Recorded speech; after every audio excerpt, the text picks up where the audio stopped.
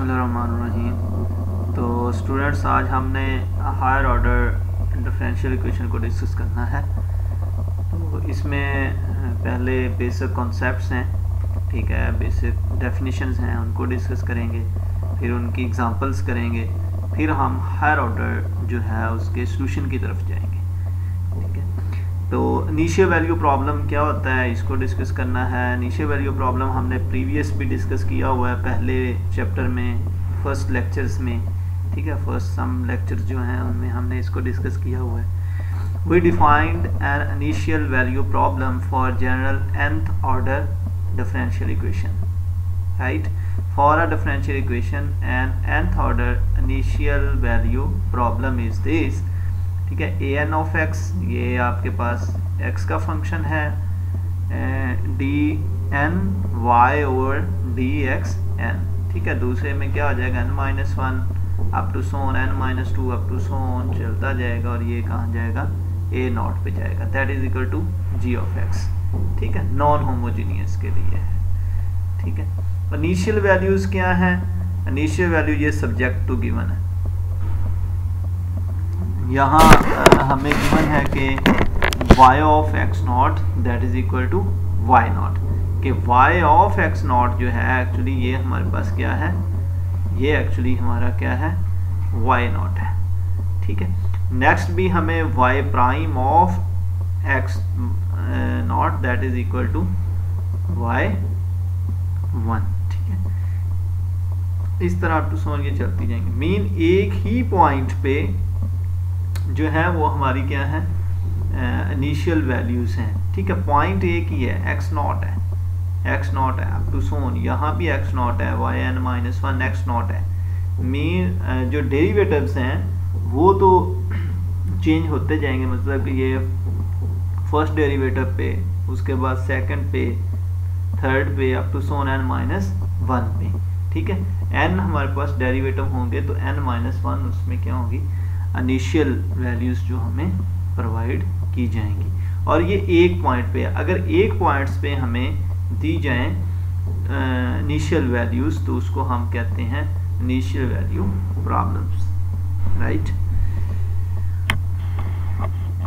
उसकी एग्जांपल है स्टूडेंट्स हमारे पास इनिशियल वैल्यू प्रॉब्लम की। ठीक है, 3y triple prime plus 5y double prime minus y prime plus 7y that is equal to 0, y of 1 that is equal to 0, y prime of 1 that is equal to 0, y double prime of 1 that is equal to 0। 3 इसमें derivatives involve हुए हैं, तो second derivative तक हमें initial condition given होगी, और ये एक ही पॉइंट पे है, मींस ये 1 पे है। यहाँ x हमारे पास कितना है, 1 है, और y कितना है, यहाँ y और y prime, y double prime, ये हमारे पास 0 है। ठीक है, तो अगर हमारे पास होमोजीनियस हो और सब की ये वैल्यूज हमारे पास क्या हो, 0 हो, तो उसका ऑलवेज सॉल्यूशन क्या आता है, 0 आता है। इसका थ्योरम भी आगे जाकर डिस्कस करेंगे। Trivial solution y that is equal to 0 आता है, because third order equation is a linear with constant coefficient. ये हमारे पास क्या है, लीनियर है। ठीक है, कहीं भी y का जो है वो डिपेंडेंट मौजूद नहीं है, और इसकी डिग्री भी सबकी क्या है, यहाँ 1 है, राइट। तो जब डिग्री 1 हो तो ये हमारे पास क्या होती है, लीनियर होती है, राइट। और hence y that is equal to 0 is only the solution on any interval containing x that is equal to 1। तो x हमारे पास क्या होगा, 1 होगा, वो ऑलरेडी मैं बता चुका हूँ। Okay,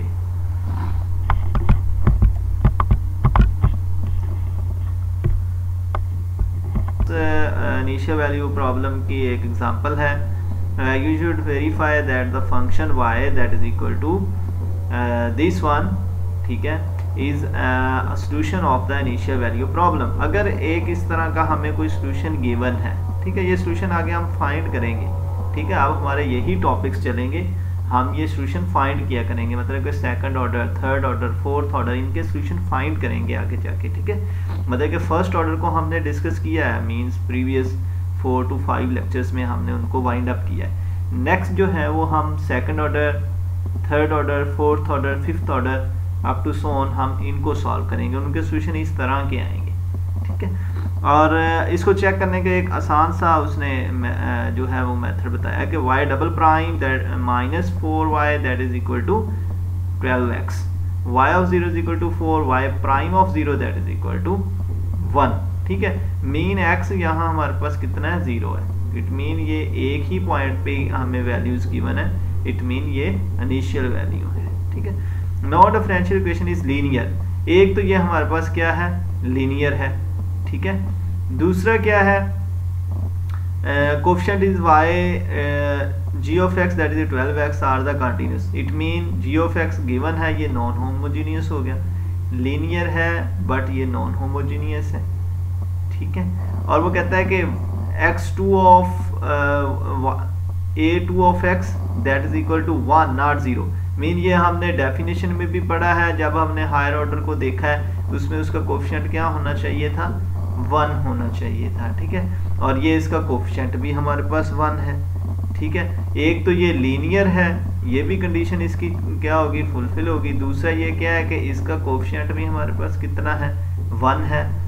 on any interval containing x equal to 0, कोई भी इंटरवल जो x को कंटेन कर रहा है, 0 को कंटेन कर रहा है। We conclude from the theorem this, जो हमने प्रीवियस थ्योरम देखा है, ठीक है, उसमें ये चीज़ है that given function is unique solution on I। तो ये फंक्शन क्या करेगा, एक यूनिक सॉल्यूशन एग्जिस्ट करेगा, ठीक है। अगर ये इसकी कंडीशन हो तो एक सिंपल तरीके से, जिस तरह हमने बाय डेफिनेशन भी हम किसी चीज़ को क्या कर सकते हैं, गैस कर सकते हैं कि इसका ये सॉल्यूशन हो सकता है या नहीं। ये सॉल्यूशन कैसे आया है ये हमने आगे जाके फाइंड करना है, ठीक है। ये इसको हम फाइंड करेंगे, ठीक है। इसके डिफरेंट मेथड्स हैं फाइंड करने के, वो हम उस तरह इसको फाइंड करेंगे। वैसे इसका ये सॉल्यूशन को प्रूव करना, उसके लिए हमारे पास क्या होना चाहिए, लीनियर होनी चाहिए। और दूसरा ये कि g ऑफ x जो है वो 12x है और वो कंटिन्यूस होना चाहिए, राइट। और a2 ऑफ x उसका ये कोएफिशिएंट क्या होना चाहिए, 1 होना चाहिए। बाउंड्री वैल्यू प्रॉब्लम, ठीक है। Another type of the problem consist of solving a linear differential equation of order 2 are greater in which the dependent variable y or its derivatives are specified at different points. A problem such as this. तो ये हमारे पास second order differential equation given है, ये linear है और हमारे पास क्या है, नॉन होमोजीनियस है।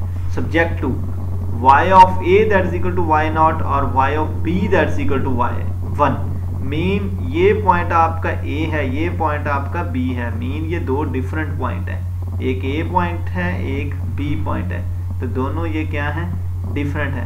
प्रीवियस में हमारे पास क्या थे, सेम थे। जब सेम आए तो इनिशियल वैल्यू होगा, जब डिफरेंट आए तो फिर हमारे पास क्या होगा, बाउंड्री वैल्यू प्रॉब्लम होगा, राइट। ये देखें उसने पिक्चर में, इसको ग्राफ में भी बताया हुआ, ये हमारा A है, ठीक है, और ये हमारा क्या है, B है। यहाँ A into y not, b into y1, ठीक है। दो पॉइंट्स हैं, दो डिफरेंट पॉइंट्स पे अगर इसको all the boundary value problem BVP prescribed values y of a that is equal to y naught and y of b that is equal to y1 are called boundary conditions। तो ये हमारे पास क्या होगी, boundary condition होगी, इसलिए इसको boundary value problem कहते हैं। इससे हमारे पास दो पॉइंट्स या दो से ज्यादा पॉइंट्स होंगे, ठीक है। लीनियर डिपेंडेंस एंड इंडिपेंडेंस, इसकी डेफिनेशन है अ सेट ऑफ फंक्शन, ये सेट ऑफ फंक्शन है, ठीक है, f1 f2 f3 up to so on fn is said to be a linearly dependent on an interval I if there exist constant c1 c2 c3 up to so on cn not all zero। मतलब कि सारे zero ही नहीं है, not all zero, this is very important point. Not all zero मतलब कि सारे zero नहीं है, सच दैट उनका सम क्या है, वो जीरो है। For every x in the interval if the set of function is not dependent on the interval is said to be the linearly independent. तो लीनियरली डिपेंडेंट के लिए हमारे पास क्या है कि ये वाले c1 c2 c3 ये जीरो तो हैं कुछ इनमें, लेकिन सारे जीरो नहीं है। सपोज करें कि 3c3 यहाँ आ गया 2, बाकी सारे जीरो हैं, नॉट ऑल जीरो। कोई एक इसमें नॉन जीरो आ गया, तो फिर वो क्या सम क्या 0 है, तो वो हमारे पास क्या होगा, लीनियरली डिपेंडेंट। अदरवाइज क्या होगा, लीनियरली इंडिपेंडेंट होगा। दूसरे लफ्जों में देखें, in other words a set of function is linearly independent on an interval। Basically जो डेफिनेशन होती है वो लीनियरली इंडिपेंडेंट की होती है, डिपेंडेंट की नहीं होती। ठीक है, इस बुक में उसने इसको लिखा कि लीनियरली डिपेंडेंट की उसने डिफाइन किया है और लीनियरली इंडिपेंडेंट वैसे बता दिया। नीचे जाके उसने लीनियरली इंडिपेंडेंट बताया हुआ है। Interval if the only constants for which c1 f1 plus c2 f2 up to so on cn fn that is equal to 0 for every x in the interval c1 c2 c3 up to so on 0। अगर ये सारे 0 होते हैं तो then ये क्या होगा, linearly independent होगा।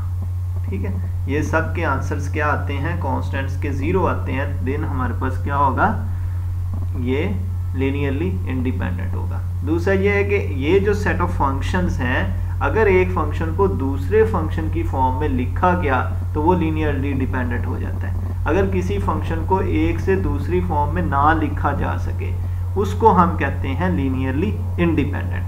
ठीक है, और ये उसने डिफाइन किया कि अगर ये वैल्यूज हैं, ठीक है, ये होमोजीनियस के लिए होता है और होमोजीनियस के लिए सोल्यूशन ये 0 0 आते हैं।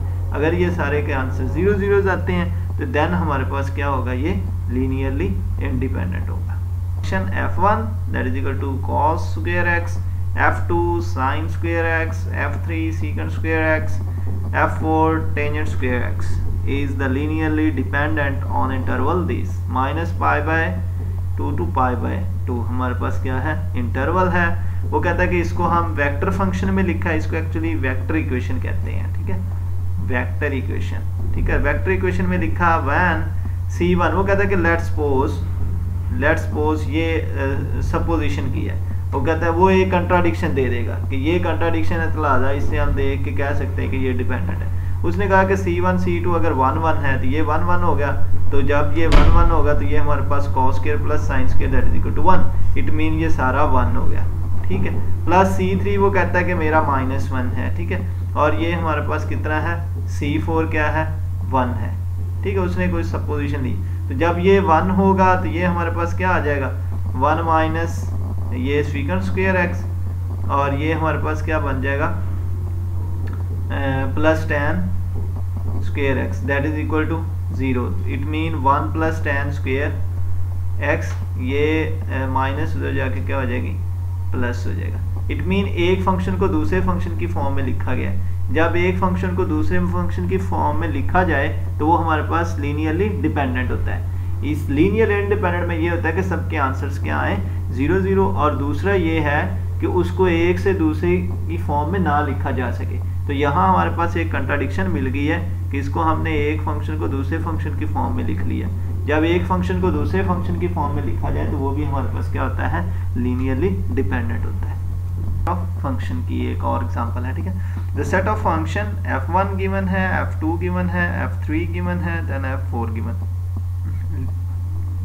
Linearly dependent on interval 0 to infinity। ठीक है, open interval, because f2 can be written as a linear combination of this. वो कहता है कि f2 को हम लिख सकते हैं linear combination of f1 f3 and f4। देखें ये हमारा f2 है। ठीक है, f2 को हम लिख सकते हैं x अंडर रूट, और ये वाला जो है प्लस 5x, तो इसको इजीली लिख सकते हैं। x अंडर रूट को कुछ नहीं लिख सकते, लेकिन 5x को ये फॉर्म में हम इजीली लिख सकते हैं। ठीक है, तो ये फॉर्म बनानी कोई मुश्किल नहीं है। इसको हम लिखें 4x। ठीक है, और 4x लिखेंगे, ये हमारा क्या बन जाएगा, x, और ये -1 + 1 कर दें तो ये x -1, ये इसकी जगह हम f3 लिख सकते हैं इजीली। ठीक है, तो ये f3 इसको लिख सकते हैं, और ये हमारा क्या बन जाएगा, दिस, इसकी जगह तो हम लिख सकते हैं f3, और ये 4x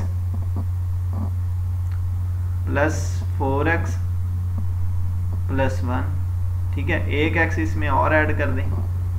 ठीक है, x और ऐड करेंगे तो फिर ये f3 + 5x।